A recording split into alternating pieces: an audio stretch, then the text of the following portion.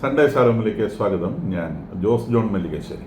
ഒമാനിൽ വെച്ചുള്ള ഒന്നാമത്തെ കൂടിക്കാഴ്ചയിൽ തന്നെ അമേരിക്ക ഉന്നയിച്ച ഒരു ആവശ്യം ഈ ചർച്ചയിലെ ഒരു പ്രധാന കീറാമുട്ടിയായി നിലനിൽക്കുന്നുണ്ട് എന്നാണ് ഇപ്പോൾ മനസ്സിലാവുന്നത്. ആവശ്യം ഇതാണ്: കഴിഞ്ഞ 4 വർഷമായി ഇറാൻ അമാസ് ചെയ്ത യുറേനിയം സ്റ്റോക്ക് പൈൽ, എൻറിച്ച്ഡ് യുറേനിയത്തിന്റെ സ്റ്റോക്ക് പൈൽ 60% എങ്കിലും എൻറിച്ച്മെന്റിലേക്ക് എത്തിച്ചിട്ടുള്ള യുറേനിയത്തിന്റെ സ്റ്റോക്ക് പൈൽ പൂർണ്ണമായും ഒരു മൂന്നാമത്തെ രാജ്യത്തേക്ക് മാറ്റണമെന്നുള്ള ഡിമാൻഡാണ്. മൂന്നാമത്തെ രാജ്യം എന്നുള്ളത് റഷ്യയാണ് നിർദ്ദേശിക്കപ്പെട്ട രാജ്യം എന്നാണ് മനസ്സിലാവുന്നത്.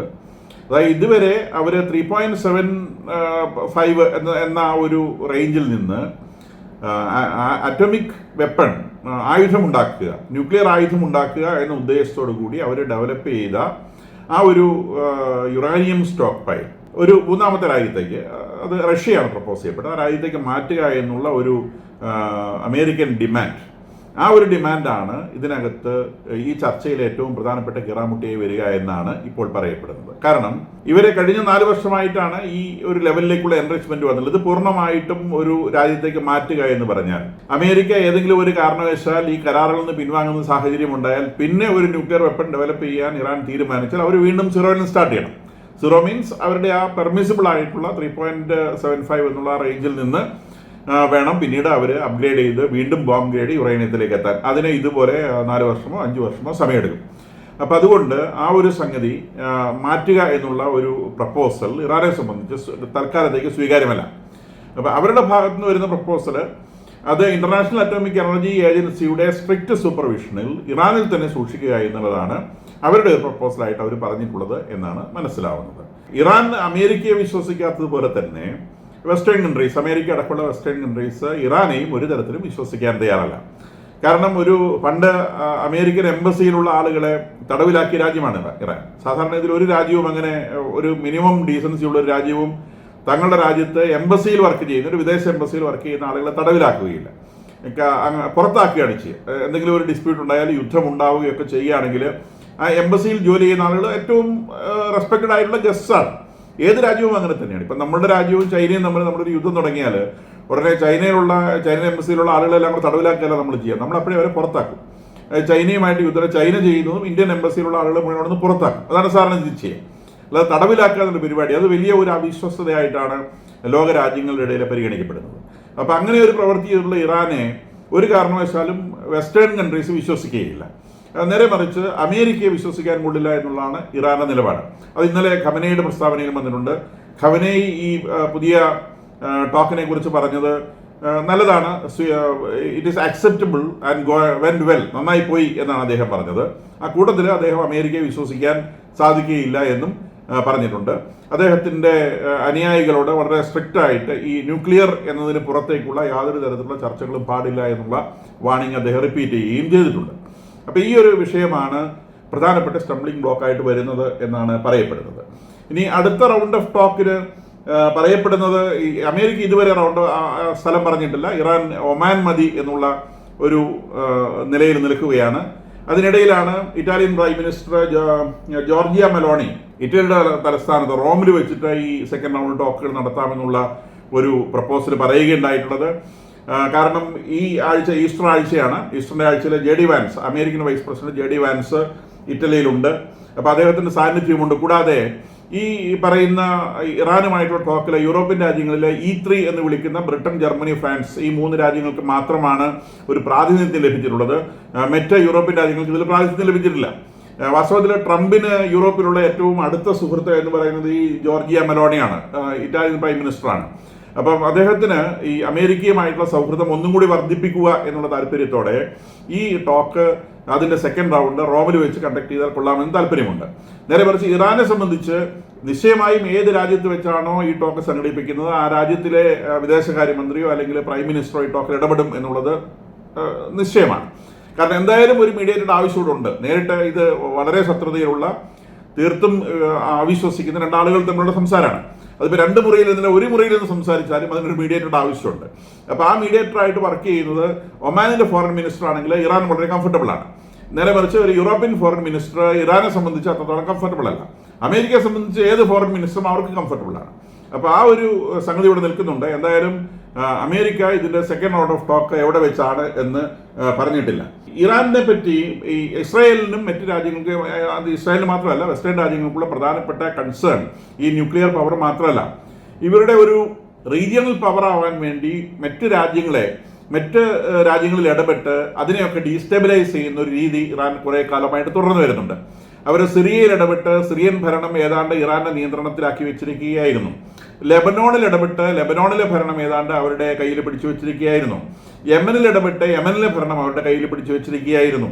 കൂടാതെ ഇറാഖിലും അവർ കുത്തിത്തിരിപ്പുണ്ടാക്കുന്നുണ്ട്. അവിടെ അമേരിക്ക ഉള്ളതുകൊണ്ട് അവിടെ അവർക്ക് കൈയടക്കാൻ പറ്റുന്നില്ല എന്നേ ഉള്ളൂ. വാസ്തവത്തിൽ ഇറാഖിലെ ഗവൺമെന്റ് ഇറാന്റെയും അമേരിക്കയുടെയും ഇടയിൽ പെട്ടിഞ്ഞെറിയുകയാണ്. എന്ന് പറഞ്ഞാൽ ഈ മിഡിൽ ഈസ്റ്റിലെ ഏറ്റവും വലിയ പവറായി നിന്നത് ഇറാനാണ്. അത് ഇപ്പോൾ ഇസ്രായേൽ ഈ ഏർപ്പെട്ട യുദ്ധം വഴി ഇറാന്റെ ഈ സർവ്വ പ്രൗഢിയും തകർന്നു പോയിരിക്കുന്നു എന്നുള്ള ഒരു വസ്തുതയാണ്. അപ്പൊ ഇവര് ഈ പറയുന്ന കാര്യം, അതായത് മറ്റു രാജ്യങ്ങളുടെ ഭരണത്തിൽ ഇടപെടുക, മറ്റു രാജ്യങ്ങളുടെ ആഭ്യന്തര കാര്യങ്ങൾ ഇടപെടുക എന്നുള്ള പരിപാടി പരിപൂർണമായും നിർത്തും എന്നുള്ള ഒരു കരാറ് ഇവരിൽ നിന്നുണ്ടാക്കണം എന്നുള്ളതാണ് ഇസ്രയേലും വെസ്റ്റേൺ രാജ്യങ്ങളും അമേരിക്കയുടെ മുമ്പിൽ വെച്ചുള്ള ഒരു പ്രധാനപ്പെട്ട ആവശ്യം എന്നാണ് പറയപ്പെടുന്നത്. ഈ ഒരു വിഷയം ഇതുവരെ ചർച്ചയ്ക്ക് വന്നിട്ടില്ല. ഇന്ന് ആസ് സച്ച് ഇറാന് അങ്ങനെ ഒരു പവർ ഇല്ല. ഒരു വർഷം മുമ്പ് അവർക്ക് ഇതുണ്ടായിരുന്നു. കാരണം ഹമാസ് 2023 ഒക്ടോബർ 7 ഇസ്രായേലിൽ പ്രവേശിച്ച് വലിയ ഭീകര പ്രവർത്തനങ്ങൾ ചെയ്ത ദിവസം വാസ്തവത്തിൽ ഹമാസും ഇസ്ലാമിക ഭീകരരും ലോകത്തിൽ ഏറ്റവും അധികം സന്തോഷിച്ച ദിവസമാണെന്ന് നമുക്ക് മനസ്സിലാക്കാം. അന്ന് സോഷ്യൽ മീഡിയയിലൊക്കെ നമ്മളുടെ ഇവിടെയും ഒക്കെ പ്രത്യക്ഷപ്പെട്ട പോസ്റ്റുകൾ നമ്മൾ കണ്ടിട്ടുള്ളതാണ്. എല്ലാ ഇസ്ലാമിക ഭീകരരും അന്ന് മനം മറന്ന് ആഹ്ലാദിച്ച ദിവസമാണത്. കാരണം ഇസ്രായേലിന് നേരെ ഒരു മേൽക്കൈ നേടി ഇസ്രായേലിനെ ഇതുപോലെ നശിപ്പിക്കാൻ പറ്റി, ഇതുപോലെ നാണം കെടുത്താൻ പറ്റി, ഇസ്രായേൽ ഒന്നുമെല്ലാം തെളിയിക്കാൻ പറ്റി എന്നൊക്കെ പറഞ്ഞുകൊണ്ട് ആഹ്ലാദിച്ച ഒരു ദിവസമാണത്. വാസ്തവത്തിൽ അത് ഇസ്രായേലിനെ സംബന്ധിച്ച് ഒരു ചരിത്രപരമായ പരാജയമാണ്. നമ്മൾ ഇസ്രായേലിന്റെ വളർച്ചയിലേക്ക് നോക്കുമ്പോൾ ഇസ്രായേൽ കനാൻ ദേശത്ത്, ഈജിപ്തിലും തിരിച്ചെത്തി കനാൻ ദേശത്ത് ഓരോരോ പ്രദേശങ്ങളായി പിടിച്ചെടുത്ത് അവരുടെ ഒന്നാമത്തെ രാജാവ് സാവൂള് ധാരാളം യുദ്ധങ്ങൾ നയിച്ച് കുറേ പ്രദേശങ്ങൾ കീഴടക്കി. പിന്നീട് ദാവീദ് അവർക്ക് പ്രോമിസ് ചെയ്യപ്പെട്ട അവരുടെ പ്രോമിസ് ലാൻഡ്, അവർക്ക് ദൈവം വാഗ്ദാനം ചെയ്ത ലാൻഡ് മൊത്തമായിട്ട് പിടിച്ചെടുത്ത് ഇസ്രായേൽ എന്ന് പറയുന്ന രാജ്യം സ്ഥാപിച്ചു. അതിനുശേഷം സോളമൻ അപ്പൻ പണിയെല്ലാം തീർത്തു വെച്ചിട്ട് സുഖമായിട്ട് ഭരിച്ചാൽ മതി എന്നുള്ള നിലയ്ക്ക് അദ്ദേഹം വലിയ പ്രശസ്തനായ രാജാവായി ഭരിക്കുകയും അദ്ദേഹം സുഖലോലുപതയിൽ മുഴുകുകയും ആ സുഖലോലുപതയിൽ തിന്മയുടെ ശക്തികൾ രാജ്യത്ത് പ്രവേശിക്കുകയും രാജ്യം പിന്നീട് ശിഥിലമായി പോവുകയും ചെയ്തതാണ് നമ്മൾ കേട്ടത്. ഇതേ അവസ്ഥയാണ് ഇസ്രായേലിന് സംഭവിച്ചത്.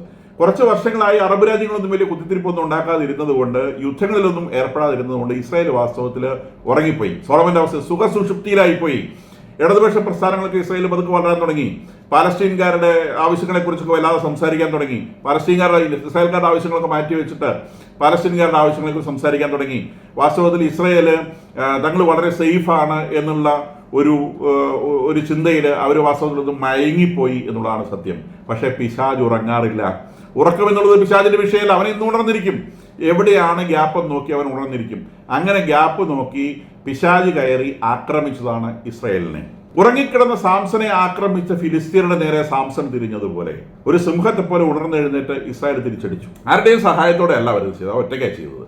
അമേരിക്ക ഒന്നും സഹായിച്ചിട്ടല്ല അവർ ഗാസയിൽ ആക്രമിച്ചത്, അവർ ലെബനോണിൽ ആക്രമിച്ചത്, അവർ സിറിയയിൽ ആക്രമിച്ചത്, ഹൂതികളുടെ നേരെ അവർ നേരിട്ടത് ഒക്കെ ആദ്യം ഒറ്റയ്ക്കാണ്. പിന്നീടാണ് അമേരിക്ക വന്ന് ഹൂതികൾ കേൾക്കാൻ വേണ്ടി അമേരിക്ക അവിടെ വന്ന് ഏറ്റെടുത്തത്. ഹൂതികളെ ഞങ്ങൾ നോക്കിക്കോളാം എന്ന് പറഞ്ഞു, ബാക്കി നിങ്ങൾ നോക്കിയാൽ മതി. അപ്പൊ ഇന്ന് 1 വർഷം അല്ലെങ്കിൽ 2 വർഷം മുമ്പ് ഇറാൻ ഇവിടെ ഏത് പൊസിഷനിലായിരുന്നു ആ പൊസിഷനിൽ ഇന്ന് നിൽക്കുന്നത് ഇസ്രായേലാണ്. ഇന്ന് മിഡിൽ ഈസ്റ്റിലെ സൂപ്പർ പവർ എന്ന് പറയുന്നത് ഇസ്രായേലാണ്. നേരെ മറിച്ച് 2 വർഷം മുമ്പ് മിഡിൽ ഈസ്റ്റിലെ സൂപ്പർ പവർ ഇറാനായിരുന്നു. ഈ ഹമാസിനെ കൊണ്ട് ഇസ്രായേലിനെ തല്ലിക്കുക വഴി ഇറാന് പറ്റിയ ഏറ്റവും വലിയ അപകടം, ഇറാൻ എന്ന് പറയുന്ന വലിയ ചിലന്തിയുടെ മുഴുവൻ കാലുകളും ഇസ്രായേൽ തല്ലി ഒടിച്ച് കളഞ്ഞു എന്നുള്ളതാണ്. യമനിലെ ഹൂതികളായിക്കൊള്ളട്ടെ, ഹിസ്ബുള്ള ആയിക്കൊള്ളട്ടെ, ഇറാഖിലെ ഹിസ്ബുള്ള ആയിക്കൊള്ളട്ടെ, സിറിയയിലെ ഹിസ്ബുള്ള ആയിക്കൊള്ളട്ടെ, ലെബനോണിലെ ഹിസ്ബുള്ള ആയിക്കൊള്ളട്ടെ, ഹമാസ് ആയിക്കൊള്ളട്ടെ, ഇവരുടെ എല്ലാ കൈകളും, ഈ 8 കാരുടെ മുഴുവൻ കൈകളും ഇസ്രായേൽ തല്ലി ഒടിച്ച് കളയുകയും ഇന്ന് മിഡിൽ ഈസ്റ്റിലെ ഏറ്റവും വലിയ റീജിയണൽ പവറായി ഇസ്രായേൽ വളരുകയും ചെയ്യുന്നു. ഇറാൻ കൈകളൊടിഞ്ഞ ഒരു സാധനമായിട്ട് കിടക്കുകയാണ്. ആ സാധനത്തിന് മുകളിലാണ് ഇപ്പോൾ പോയിട്ട് അമേരിക്ക കാര്യങ്ങൾ ഡിക്റ്റേറ്റ് ചെയ്ത് ഒരു എഗ്രിമെന്റിലേക്ക് ഇന്ന ദിവസം ഡിസ്കഷൻ ഉണ്ട് വന്നിരിക്കട എന്ന് പറഞ്ഞ് വിളിച്ച് ഡിസ്കഷൻ സ്റ്റാർട്ട് ചെയ്തിട്ടുള്ളൂ. അപ്പോൾ ഡിസ്കഷൻ ജസ്റ്റ് തുടങ്ങിയിട്ടുള്ളൂ. ഇത് എവിടെ വരെ എത്തുമെന്നും പറയാൻ പറ്റില്ല. ഇവരെ ഈ ന്യൂക്ലിയർ സ്റ്റോക്ക് പൈല് അമേരിക്ക പറയുന്നത് പോലെ മാറ്റാൻ തയ്യാറല്ലെങ്കിൽ ഇനിയും നിശ്ചയമായും ഈ ഡിസ്കഷനിൽ പുതിയ പുതിയ വിഷയങ്ങൾ ഉയർന്നു വരും എന്നുള്ളത് ഉറപ്പാണ്. അവിടെയുള്ള മറ്റു രാജ്യങ്ങളുടെ ആഭ്യന്തര കാര്യങ്ങളിൽ ഇടപെടുകയില്ല എന്നുള്ള ഒരു ക്ലിയർ കട്ടായിട്ടുള്ള എഗ്രിമെന്റ് ഇറാനിൽ നിന്ന് ചോദിച്ചു വാങ്ങിക്കും എന്നുള്ളതും ഉറപ്പാണ്. കാരണം ഇസ്രായേൽ ഇന്ന് ആ മിഡിൽ ഈസ്റ്റിലെ സൂപ്പർ പവർ ആയിരിക്കും. ഇസ്രായേലിന് ഡിക്റ്റേറ്റിംഗ് പവർ ഉണ്ട്. അമേരിക്ക ഒന്നും തോന്നിയാസം കളിക്കാൻ പറ്റില്ല. അമേരിക്കയ്ക്ക് എങ്ങനെയെങ്കിലും ഈ പ്രശ്നം തീർത്തതിനാ നൂരാൻ പറ്റില്ല. അമേരിക്കയെ സംബന്ധിച്ച് അമേരിക്കയുടെ ബിസിനസ് ഇൻട്രസ്റ്റുകളുണ്ട്. അമേരിക്ക വെറുതെ അല്ല അവിടെ വന്നിട്ട് പീസ് ഉണ്ടാക്കാൻ ശ്രമിക്കുന്നത്. മിഡിൽ ഈസ്റ്റിൽ പീസ് ഉണ്ടാവുക എന്നുള്ളത്, സമാധാനം ഉണ്ടാവുക എന്നുള്ളത് അമേരിക്കൻ താല്പര്യങ്ങളെ സംബന്ധിച്ച് ഏറ്റവും പ്രധാനപ്പെട്ടതാണ്. കാരണം അത് അമേരിക്കൻ ബിസിനസ്സുകളുമായി ബന്ധപ്പെട്ട സംഗതിയാണ്. അപ്പൊ ട്രംപ് ഇതിൽ പ്രധാനമായും ഇടപെടുന്നത് ഇസ്രായേലിനെ രക്ഷിക്കാനൊന്നുമല്ല. ട്രംപിനെ സംബന്ധിച്ച് ട്രംപിന്റെ രാജ്യത്തിന്റെ താല്പര്യങ്ങളാണ് വരുന്നത്. അപ്പൊ ട്രംപിന്റെ രാജ്യത്തിന്റെ താല്പര്യങ്ങൾ സംരക്ഷിക്കുന്ന കൂട്ടത്തിൽ ഇസ്രായേലിന്റെ താല്പര്യങ്ങൾ കൂടി സംരക്ഷിച്ചു പോകണമെന്നുള്ളൊരു താല്പര്യമേ അദ്ദേഹത്തിനുള്ളൂ. നേരെ മറിച്ച് ഇസ്രായേലിനെ സംബന്ധിച്ചുള്ള താല്പര്യം അതല്ല. ഇസ്രായേലിന്റെ താല്പര്യങ്ങളാണ് വരുന്നത്.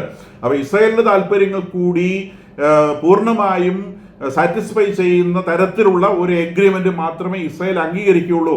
2 വർഷം മുമ്പ് ഇസ്രായേലിനെ കൊണ്ട് അംഗീകരിപ്പിക്കുന്നത് പോലെ അല്ല ഇന്നത്തെ ഇസ്രായേലിനെ കൊണ്ട് അംഗീകരിപ്പിക്കുന്നത്. ഇന്ന് ഇസ്രായേൽ സിറിയയുടെ മേലെ, ലെബനോണിന്റെ മേലെ, യമന്റെ മേലെ, ജോർദാന്റെ മേലെ ഒക്കെ സ്വാധീനമുള്ള, മേൽക്കൈയുള്ള, എൻ്റയർ മിഡിൽ ഈസ്റ്റിൽ എവിടെ വേണമെങ്കിലും മേൽക്കൈ എടുക്കാൻ സാധിക്കുന്ന ഒരു സൂപ്പർ പവറായി വളർന്നിരിക്കുന്നു. അതുകൊണ്ട് അമേരിക്കയ്ക്ക് ഇസ്രായേലിനെ പഴയതുപോലെ ഡീൽ ചെയ്യാൻ കഴിയില്ല.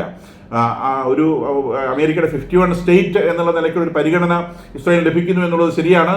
പക്ഷേ ഇന്ന് ഒരു ലോവർ പാർട്ട്ണർ അല്ല.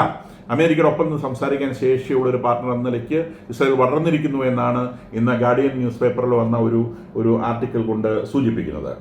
അതിനിടയിലൂടെ സൗദി അറേബ്യയുമായിട്ടുള്ള റിലേഷൻ വർദ്ധിപ്പിക്കാൻ വേണ്ടി ഇസ്രായേൽ ശ്രമിക്കുന്നു. സൗദിയെ സംബന്ധിച്ച് സൗദിക്ക് ന്യൂക്ലിയർ പവർ വേണം. അപ്പോൾ സൗദിക്ക് ന്യൂക്ലിയർ പവർ ഉണ്ടെങ്കിൽ ഇറാൻ മെലിഞ്ഞു പോകുന്ന ഈ സാഹചര്യത്തിൽ അവിടുത്തെ ഇസ്ലാമിക ശക്തികളുടെ കൂട്ടത്തിൽ ഏറ്റവും സുപ്പീരിയർ ശക്തിയായി വളരാൻ ഇന്ന് സൗദി അറേബ്യയ്ക്ക് താല്പര്യമുണ്ട്. ആ ഒരു നിലയിലേക്ക് സൗദി അറേബ്യ എത്തിക്കുന്നതിൽ അമേരിക്കയ്ക്കും ഇസ്രായേലിനും താല്പര്യമുണ്ട്. പക്ഷേ അതിന് കണ്ടീഷനായി പറഞ്ഞിട്ടുള്ളത് പാലസ്തീനിന്റെ മേലെയുള്ള സൗദി അറേബ്യയുടെ നിലപാട് മാറ്റണം. പാലസ്തീന്റെ പേരിൽ ഇതുവരെയും സൗദി അറേബ്യ ഇസ്രായേലിനെ അംഗീകരിക്കാതെ നിൽക്കുകയാണ്. അപ്പോൾ സൗദി അറേബ്യ ഇസ്രായേലിനെ അംഗീകരിക്കുകയും പാലസ്തീനുമായിട്ടുള്ള ഇസ്രായേലിന്റെ വിഷയങ്ങൾ ഫ്ലെക്സിബിളായിട്ട് നിലപാട് സ്വീകരിക്കാൻ സൗദി അറേബ്യ തയ്യാറാവുകയും ചെയ്യണം എന്നുള്ളതാണ് അമേരിക്കയുടെയും ഇസ്രായേലിന്റെയും ആവശ്യമായി സൗദി മുമ്പിൽ വെച്ചിട്ടുള്ളത്.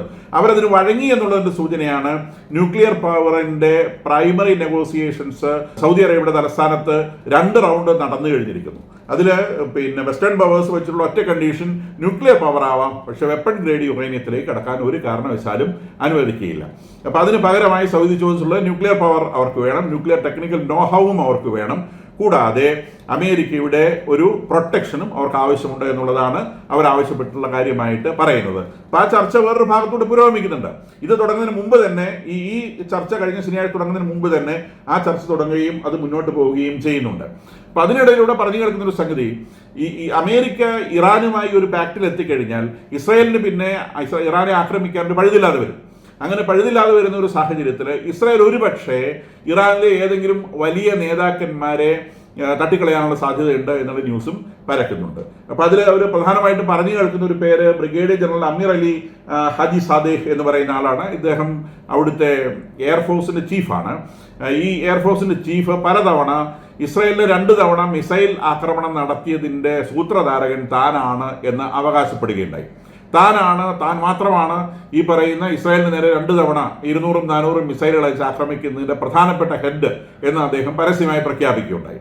അതുകൊണ്ട് ഇദ്ദേഹത്തിന്റെ ഈ പ്രഖ്യാപനത്തിന് കഴിഞ്ഞ ഉടനെ തന്നെ മൊസാദ ഇദ്ദേഹത്തെ ടാർഗറ്റ് ചെയ്തതാണ്. പക്ഷേ എന്തുകൊണ്ടോ നടന്നിട്ടില്ല. ഒരുപക്ഷെ ഈ ദിവസങ്ങളിൽ അങ്ങനെ ഒരു കാര്യം നടക്കാൻ സാധ്യതയുണ്ടെന്ന് പറയപ്പെടുന്നു. അങ്ങനെ ഒരു കാര്യം നടക്കുകയാണെങ്കിൽ നിശ്ചയമായും ഇറാൻ ഇസ്രായേലിന് നേരെ പ്രതികാര നടപടി വേണം. ഇറാൻ ഒന്ന് പ്രതികരിച്ച് കാണാൻ കാത്തിരിക്കുകയാണ് ഇസ്രായേൽ എന്നും ഇതിനിടയിലൂടെ ഇടനാഴിയിലെ സംസാരങ്ങളിലൂടെ കേൾക്കുന്നത്.